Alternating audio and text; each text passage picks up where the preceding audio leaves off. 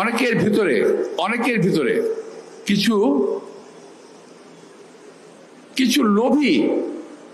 কিছু লোভী রাজনীতিবিদ আছেন, কিছু লোভী রাজনৈতিক দল আছে, কিছু রাজনৈতিক দল আছে যারা শুধুমাত্র বিরোধিতার জন্য বিরোধিতা করে, কার্যকর কোনো বিরোধিতা নয়। এই দলগুলো পাকিস্তান সৃষ্টির লগ্ন থেকে, ভারত বিভক্তির থেকে শুরু করে আজ পর্যন্ত শুধু বিরোধিতাই করে গেল। দেশ প্রেমের লেশ মাত্র তাদের ভেতরে নাই। তারা দেশকে ভালোবাসে না, দেশের মানুষকে তারা ভালোবাসে না। তারা ভালোবাসে যেভাবেই হোক ক্ষমতায় থাকতে হবে, যেভাবেই হোক ক্ষমতায় যেতে হবে। আমাদের তো আপত্তি কিছু না, দেশের লোক যদি ভোট দিয়ে আপনাদের ক্ষমতায় নেয় আপনাদের কি আছে? ভোটে আসেন।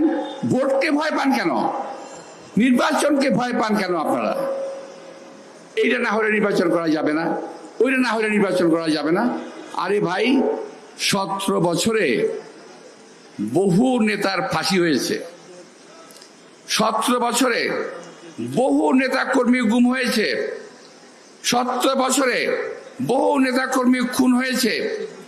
এই 17 বছরে এই মঞ্চে যারা আছেন মা বোন সহ সকলেই কম বেশি বহু লোক জেল খেটেছেন। এইটা কি খামাখাই করছে নাকি? আমরা রাস্তায় এই গরমের মধ্যে প্যারেড করছি, কি প্যারেড মনে হয় আপনাদের কাছে?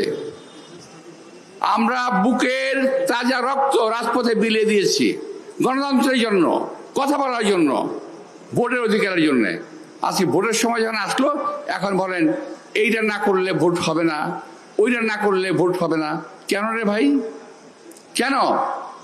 যারা লম্বা লম্বা কথা বলেন তারা বলেন বুকে হাত দিয়ে যে এই যে 5ই আগস্টের 5ই জুলাইয়ের জুলাই আগস্টের আন্দোলনে আপনাদের কজন নেতা কর্মী শাহাদাত বরণ করেছেন? বিএনপির 422 জন, কত 22 জন, 422 জন নেতা কর্মী শাহাদাত বরণ করেছে, শহীদ হয়েছে।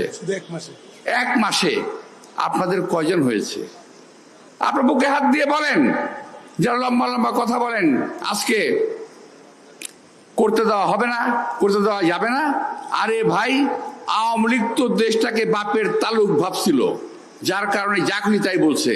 আপনারাও কি তাই ভাবেন?